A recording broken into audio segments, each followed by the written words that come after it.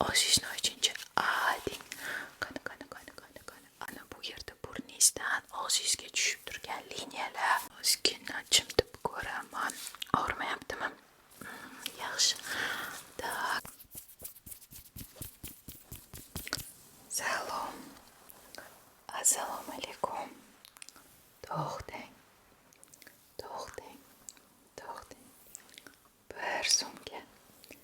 Bir so'mga to'xtashingizni iltimos qilaman. Hozir sizda savol tug'ilyapti. Bu kim? Bu nima qilyapti? Nima uchun bu yerda deb. Va men sizga savolingizga javob beraman.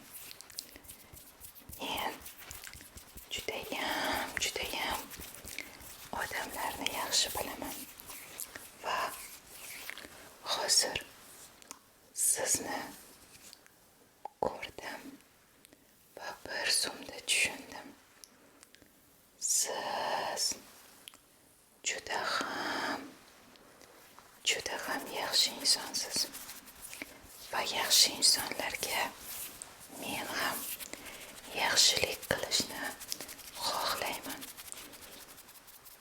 Bugun albatta siz rozi bo'lsangiz, sizga vaqtimni bag'ishlamoqchiman. Siz ham ozgina 15, 20, 30 daqiqangizni menga ajratishingizni iltimos qilaman.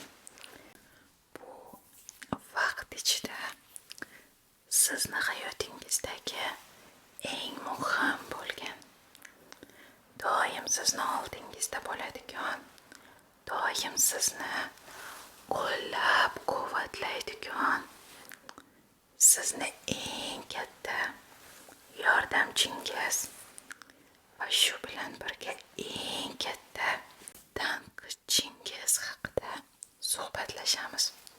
Bilasizmi bu kim? Bu siz. Keling unda boshlaymiz. Va avvaliga men sizni ismingizni bilishga harakat qilaman. To'xtang. Aytib qo'ymang ismingizni. Aytdim-ku, men odamlarni judayam yaxshi ko'ra bilaman. Aynan shu sababdan hozir siz aytishingizdan avval sizni ismingizni, sizni go'zal ismingizni men aytaman. Buning uchun tinchlaning. Ong ostingizga meni fikrlarimni kirishiga ruxsat bering. Qani. Hozir sizni ko'rib chiqaman va ismingizni aytaman. Qani. Sizni ismingiz. Hozir 3 harfdan ko'proq ekan ismingiz. Da.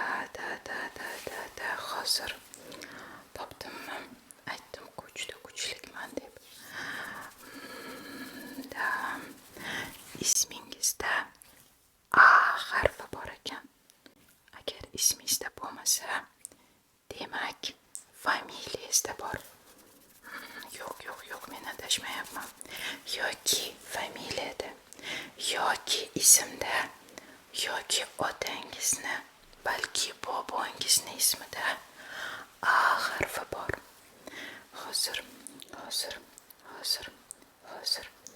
Hozir ismingizni aytaman. Qo'ymayapsiz-da. Ong ostingizga qo'ymayapsiz. Hozir. Qiyin bo'lyapti. Kuchlik ekansiz. Blok qo'yib qo'ydingiz. Blok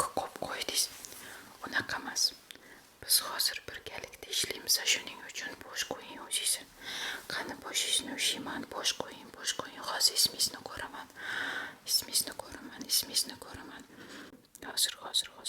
Ozgina yordam berib yuboring. Ko'ryapsiz-ku, odam qiynalyapti. Ismingizni birinchi 5 ta harfini menga ayting. 5 ta harfini. 5 ta bo'lmasa 4 tasini ayting. Bo'ldi. Davomini aytmang. Davomini gapirmang. Davomini aytmang. Hozir o'zim topaman. Hozir birinchi 5 tasi. Bilaman. Ko'rdim. Ongustingizga kira oldim. Bildim. Oson bo'lmadi. 5 tasidan keyinini ham topish qiyin. Bildim. Mani eng yaxshi ko'rgan ismim. Judayam men yaxshi ko'radigan ism. Do'stlar, agar siz xohlasangiz, bu yerda sizni ismingiz bo'lishi mumkin. Omad sizga. To'g'rimi? Topdimmi? Ko'rdingiz. Aytdim-ku, judayam kuchlikman. Oldimda, atrofimda va sizni atrofingizda meni kapalaklarim, kichik chiroyli kapalaklarim uchyapti va bu kapalaklar siz haqingizda bo'lgan informatsiya, ma'lumotni menga yetkazishadi. O'zingiz haqingizda qiziq narsalarni bilishga tayyormisiz?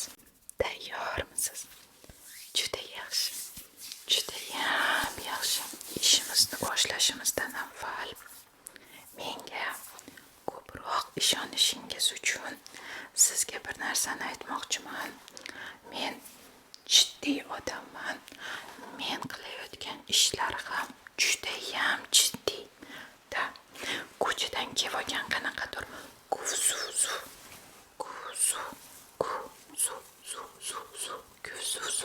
qiladigan odam emasman. Unisini ham bilaman. O'shandan boshlaganman, lekin hozir boshqa urovendaman. Teparoq ko'tarilganman.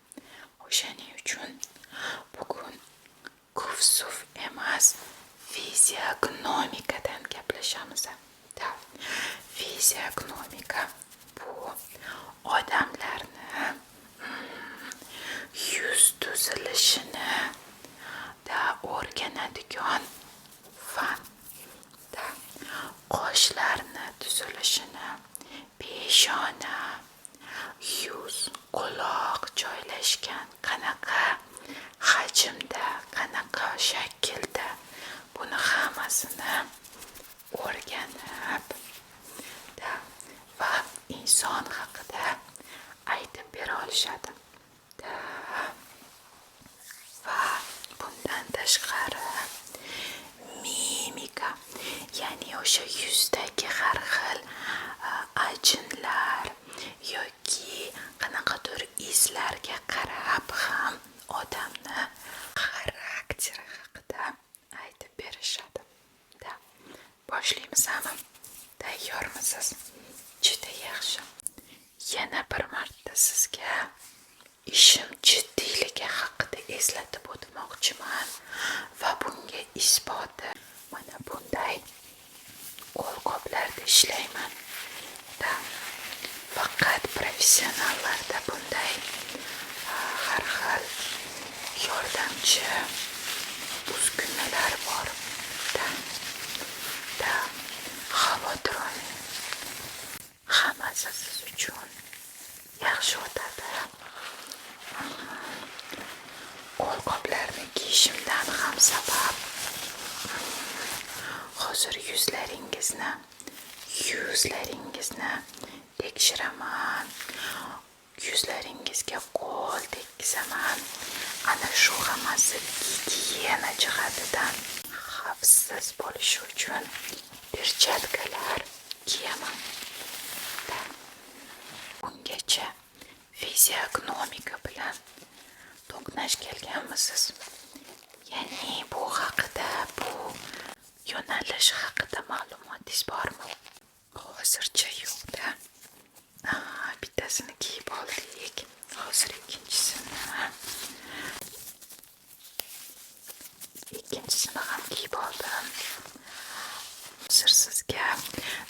sizni yuzingizni analiz qilishga yordam beraman, balki umuman o'sha asosiy fiziognomikani yo'nalishlari haqida ham sizga tushuntirib o'taman va keyin ba'zi bir tanishlaringizni xarakteri haqida, hissiyotlari haqida bilishingiz mumkin.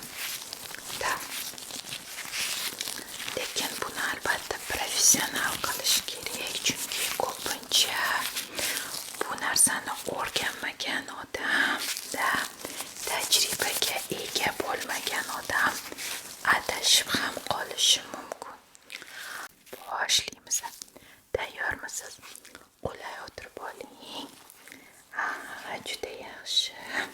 Shunday qilib, fiziognomika yuzni 3 ta qismga bo'ladi. Ya'ni yuqori qismda bu bizda aqlga, o'sha hayotdagi tajribaga javob beradi. O'rta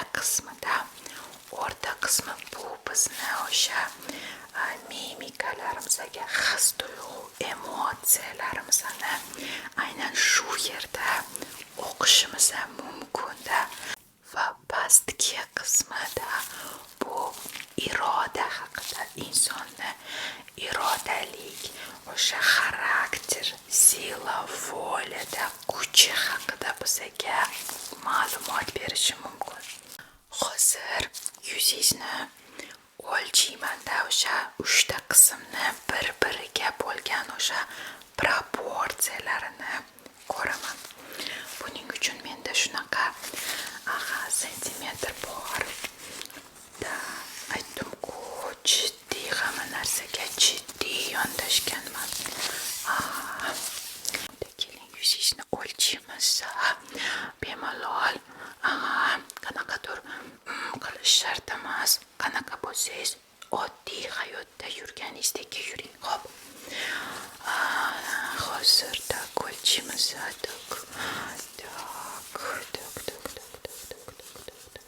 Qani tepa qismi. Bunaqalarni kam uchratganman. Hich aql. Judayam aqlingiz ko'p ekan.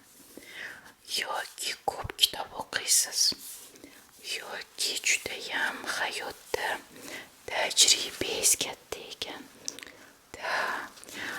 Faqat tajriba emas, balki o'sha tajribadan analiz qilishni, fikr qilishni, xulosa chiqarishni ham yaxshi bilarkansiz. Qani.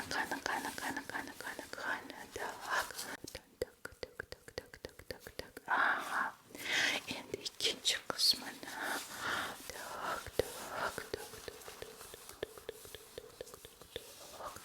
Juda yaxshi. Va endi pastki qismini. Jag'ingizni. Ozgina qimirlamay turing. Endi og'zingizni oching. Ding. Qani. Yaxshi. Endi ozgina bu taraflarini gorizontal holda o'lchayman.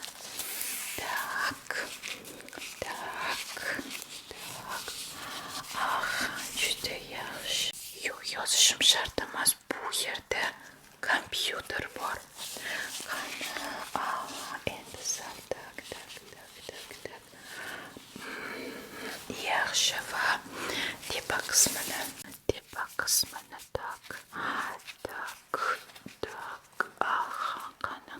qani manimcha. Boshingizni aylanmasini ham o'lchash kerak. Boshingizni aylanmasi.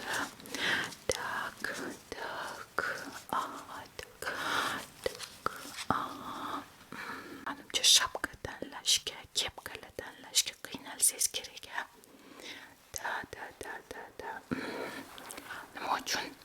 Chunki bilmayman magazinlarda nima bo'lgan, faqat kichkina boshlaga, yosh bolalarni boshiga shapkalar chiqarishadi. Вот нормальный, sizikidek aqlli, dono, manikidek boshlaga kepka shapka yo'q, nima kiysak esib turadi. Sizda unaqa muammo yo'qmi? Demak, faqat menda. Yaxshi. Unda tushundim. Razmerlaringizni albatta xarakteringiz haqida hozir aytaman. Endi yuz tuzilishlarini ham ko'rib chiqish kerak.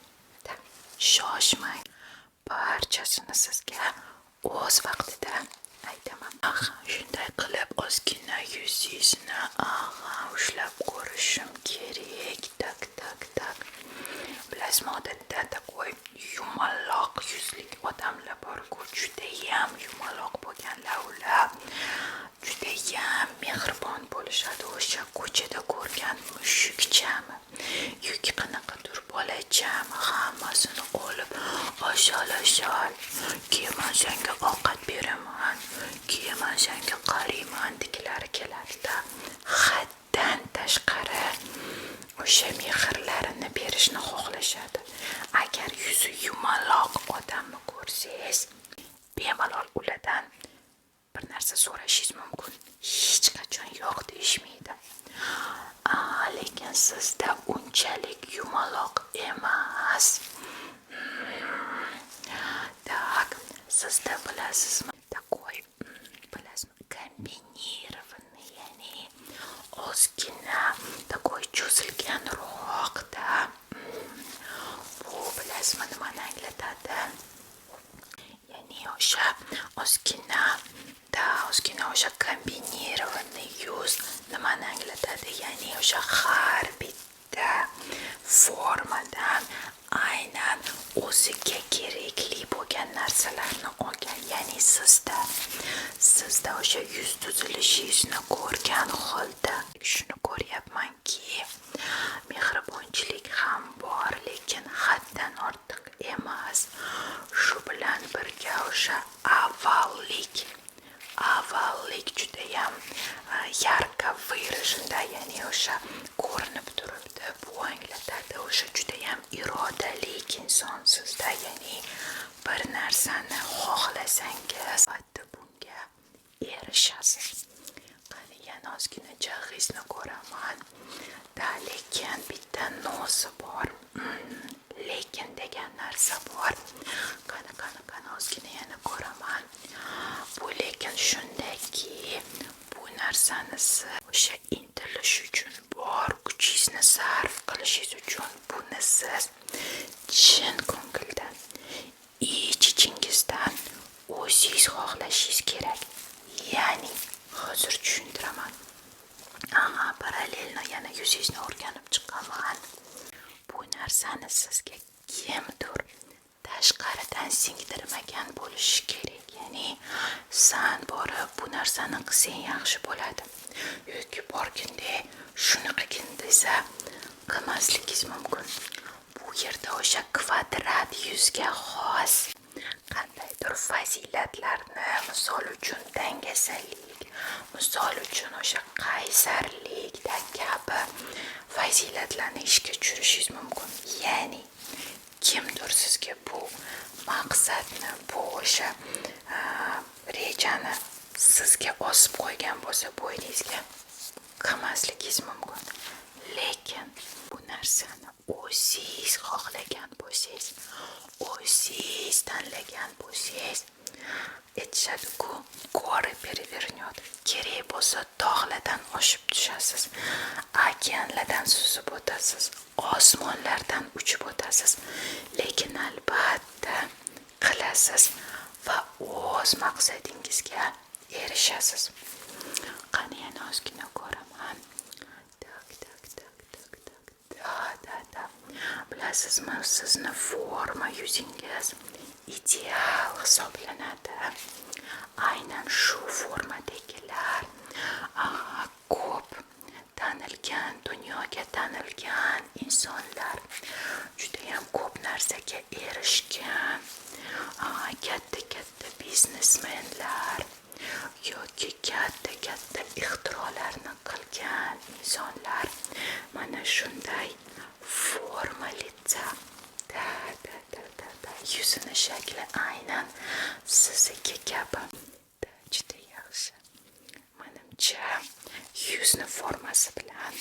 hozircha bitirdik. Endi peshoningizni ko'rib chiqamiz. Peshoningizni toq. Bilasizmi, to'ng peshona deyishadi. Sizda unaqa emas. Menda shunaqa. To'ng peshonalarda o'sha juda ham ko'p orzu qilaradigan. Bugungi kunda emas, ertaga, keyingi yilda, 10 yildan keyin yashaydigan odamlar. Va kichkina peshona egasi ular nabarot ko'proq kitob o'qib, haligi yangi bilimlarga ega bo'lishga harakat qilishadi. Ploskida, ya'ni o'sha tekis peshonaga ega bo'lganlar, ular o'sha praktichniy, ya'ni hozir va shu yerda yashashadi. Ya'ni osmonlarda parvoz qilib yurishmaydi. Hozir shu yerda kerakli bo'lgan qarorlarni qabul qilishadi. Sizda o'sha avval aytganimdek kombinirованное litso bo'lganiga peshoningiz ham shunaqa bir nechta formani o'zida jamlagan va ozgina peshoningizni ko'raman. Formasiga qarab shuni aytishim mumkinki, siz aniq judayam ko'p bilimlarga ega bo'lishga harakat qiladigan inson. Davom etamiz. Ko'plar sizni o'sha odamovi, o'zini olib qochadigan, ba'zilar katta sang deb o'ylashadi. Yuzingizga yetishmasa ham, lekin shunaqa o'ylashadi. Ko'rib turibman. Chunki ba'zilardan o'zingizni olib qochar ekansiz. Bu yomon emas. Ya'ni o'zingiz xohlagan, o'zingiz tanlagan odamlar bilan suhbat qurasiz. Bu to'g'ri. Va lekin shu bilan birga men aytishim mumkinki, o'sha quloqlaringizni formasiga qarab, bu ham muhim.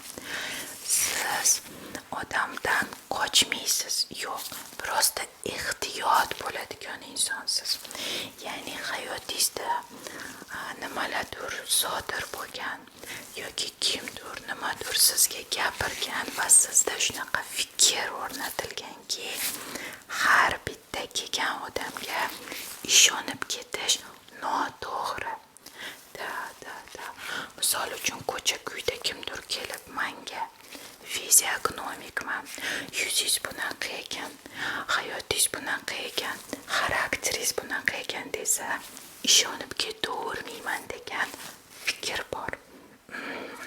Ko'rib turibman va bu judayam to'g'ri. Kelayman sizga hozir sizni qoshingiz haqida gapirib o'taman. Qoshlaringizni ozgina chimdib ko'raman. Og'rimayaptimi? Yaxshi.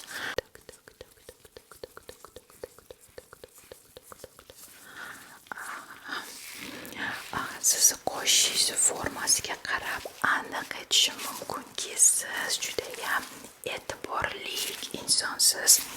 O'sha ba'zilar e'tibor bermaydigan, o'sha qaramasdan o'tib ketadigan narsalarga siz judayam qattiq e'tibor berasiz va lavisni tuzilishidan aytishim mumkinki, nafaqat e'tibor berasiz, balki bu haqida odamga bemalol o'ziga aytishga ham qo'rqmaysiz, uyalmaysiz va bu narsani to'g'ri qabul qilasiz. Va bu juda to'g'ri, chunki doim odamga обратный связьni berish kerak. Ya'ni to'g'ri keldimi aytish kerak, to'g'ri kelmadimi bu narsani ham albatta aytish kerak. Misol uchun ko'plarda men o'zim ham agar misol uchun soch qirqqani oddiy o'sha aytishim mumkin-da, eslashim mumkin bo'lgan narsa, misol uchun soch qirqtirgani borsam va menga yoqmadi deylikda, va sizga yoqdimi deb so'rashganida men doim uyalaman, yo'q, yoqmadi, boshqa